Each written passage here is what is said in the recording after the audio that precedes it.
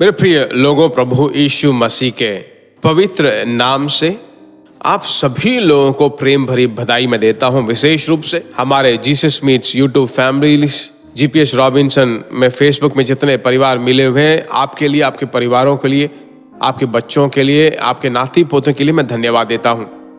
इस सुबह के वक्त में वापिस परमेश्वर का आवाज आपके कानों में गूंज रहा है। मैं आपके लिए पढ़ता हूं पहले थिस्सलुनीकियों की पुस्तक पहला अध्याय और 6वां वचन। और तुम बड़े क्लेश में पवित्र आत्मा के आनंद के साथ वचन को मानकर हमारी और प्रभु की सी चाल चलने लगे।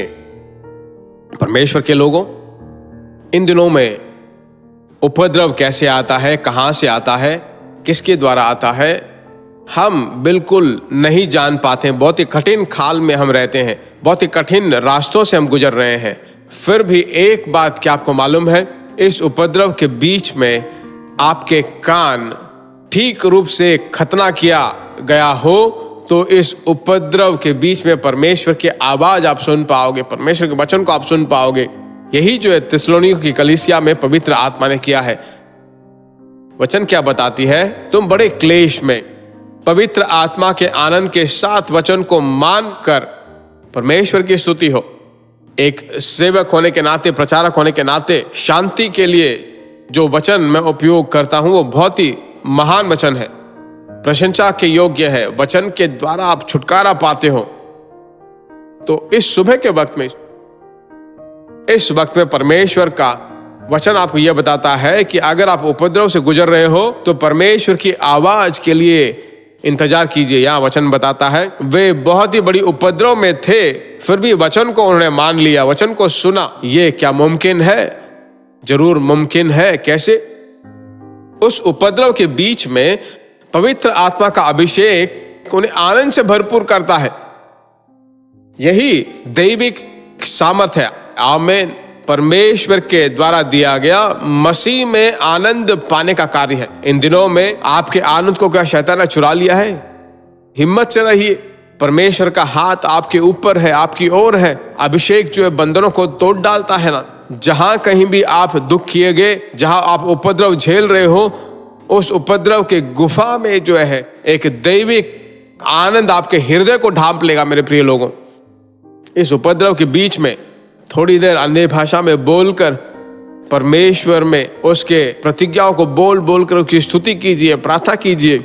उसकी सभी प्रतिज्ञाएं जो है मसीह यीशु में हाँ और आमीन है। 2 कोरिन्थियों की पत्री पहला अध्याय 20वें वचन में ऐसा कहा गया है।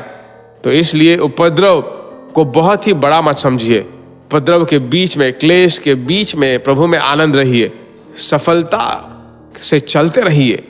यह पूरा दिन परमेश्वर आपको चलाता रहेगा। प्रार्थना करें, प्रार्थना करें।